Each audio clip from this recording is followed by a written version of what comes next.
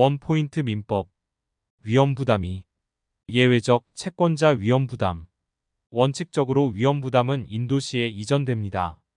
그런데 인도는 안 되었지만 채권자가 잘못하거나 채권자가 수령지체를 하면 대가 위험은 채무자에서 채권자로 이전하게 되는 것입니다. 한번 정리하고 가겠습니다.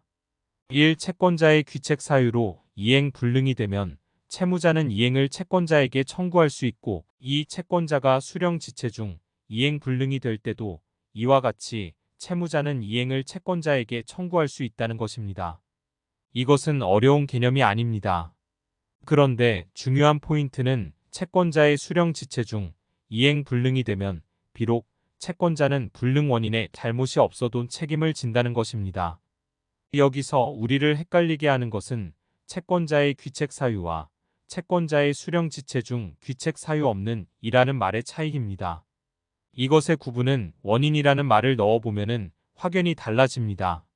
앞에 말한 것은 채권자의 원인에 의한 귀책 사유로 이행 불능이 된 것이고, 즉 채권자가 부순 것이고, 뒤에 말한 것은 수령지체는 하였지만 불능의 원인에는 채권자의 귀책 사유가 없다는 것입니다. 이 모든 것을 채권자가 책임을 진다는 것입니다.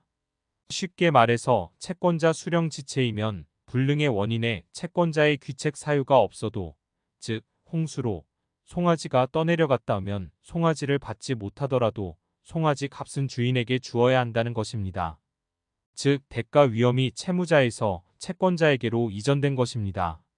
다시 말해서 대가 위험이 채권자에게로 이전되어 채무자는 계속 반대급부 청구권을 가지게 되는 것입니다.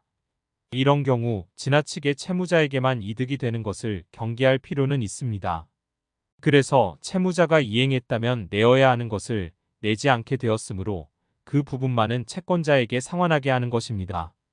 쉽게 말해서 이전했다면 양도세를 내어야 하는데 이전을 하지 않았기 때문에 안 낸 양도세를 채무자가 급부를 청구하면 이 부분은 채권자에게 상환해야 한다는 것입니다.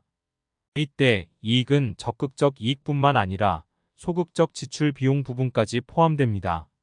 민법 제538조 채권자 귀책 사유로 인한 이행 불능 1항 쌍무계약의 당사자 일방의 채무가 채권자의 책임 있는 사유로 이행할 수 없게 된 때에는 채무자는 상대방의 이행을 청구할 수 있다.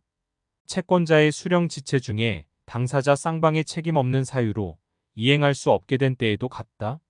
2항 전항의 경우에 채무자는 자기의 채무를 면함으로써 이익을 얻은 때에는 이를 채권자에게 상환하여야 한다. 선지 보겠습니다.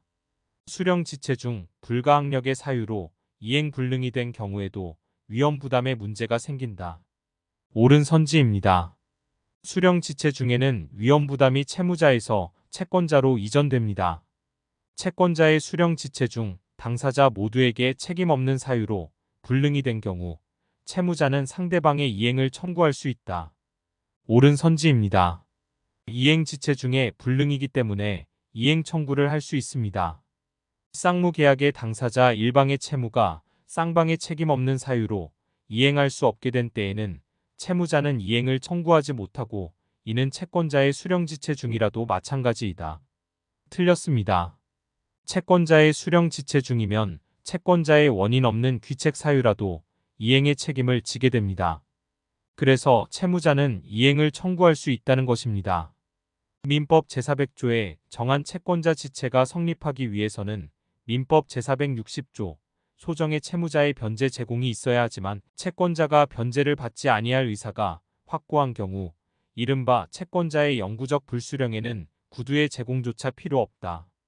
따라서 쌍무계약에서 당사자 일방이 이른바 영구적 불수령 의사를 표시한 이상 상대방이 현실 제공이나 구두 제공을 하지 않더라도 민법 제538조 제1항 제2문에 정한 채권자의 수령지체 중에 당사자 쌍방의 책임 없는 사유로 이행할 수 없게 된 때에 해당할 수 있다.